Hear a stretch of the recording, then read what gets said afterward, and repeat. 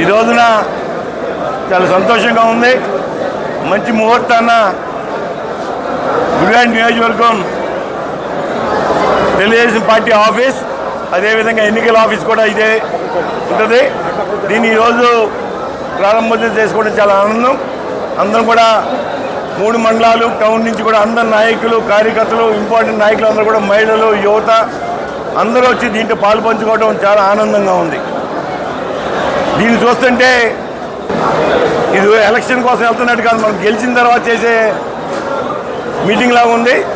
ఎందుకంటే అంత ఉత్సాహంగా ఈ రోజున తెలుగుదేశం పార్టీ నాయకులు, కార్యకర్తలు పనిచేస్తున్నారు.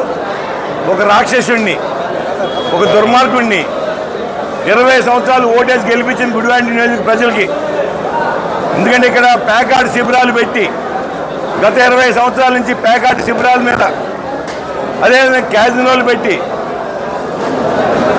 గుడివాడ పట్టణంలో ఎప్పుడూ లేని విధంగా గత 5 సంవత్సరాల నుంచి గంజాయి విక్రయాలు కానీ ఇంత దుర్మార్గంగా పాలన సాగుతుంటే గుడివాడ నియోజక ప్రజలకి, మహిళలకి అందరూ కూడా విజ్ఞప్తి చేస్తున్నా, దయచేసి దుర్మార్గుడిని ముందుకు వెళ్ళలేపాకండి. 20 ఏళ్ళు చాలా సమయం ఇచ్చారు గుడివాడ నియోజక ప్రజలు.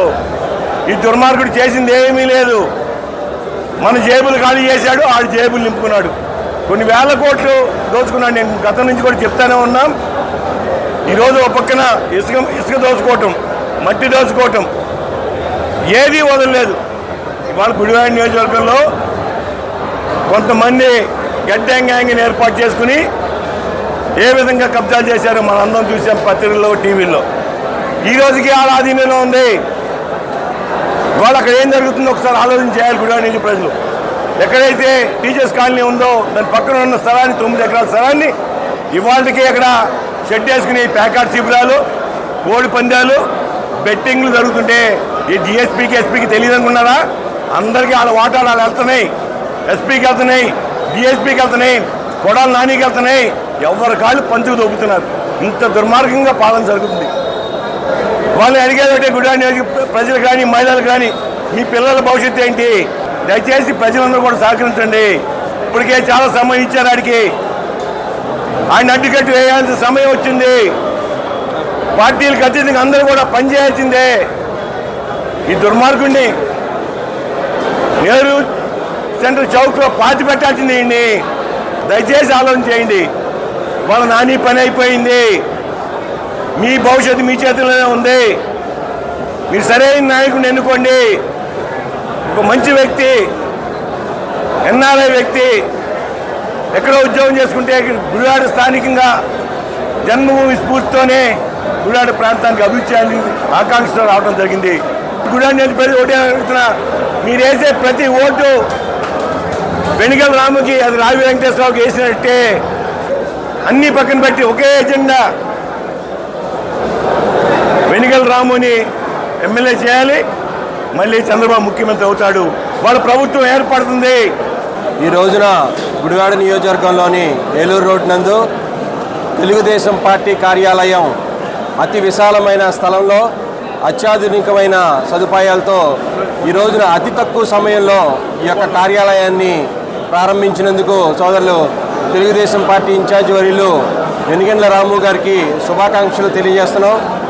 ఏదైతే ప్రజలు గుడివాడ నియోజకవర్గంలో 20 సంవత్సరాలుగా ఒక ఎమ్మెల్యే ఉన్నా కానీ ఆయనకి ఇంతవరకు కూడా ఒక కార్యాలయం లేని పరిస్థితి. ప్రజలు ఏ సమస్య చెప్పుకోవాలన్నా ఎక్కడికి వెళ్ళాలో తెలియని పరిస్థితుల్లో అధికారంలోకి రాకపోయినా 1 సంవత్సర కాలంలోనే గుడివాడ నియోజకవర్గం వచ్చినా కానీ ఇంత విశాలమైన పార్టీ కార్యాలయాన్ని ప్రజలకు అందుబాటులో తీసుకొచ్చినందుకు వారందరికీ కూడా ధన్యవాదాలు తెలియజేస్తున్నాం. ఎందుకంటే ప్రజలు అనేకమైన రకమైనటువంటి సమస్యలు ఈ రోజున ఉన్నాయి.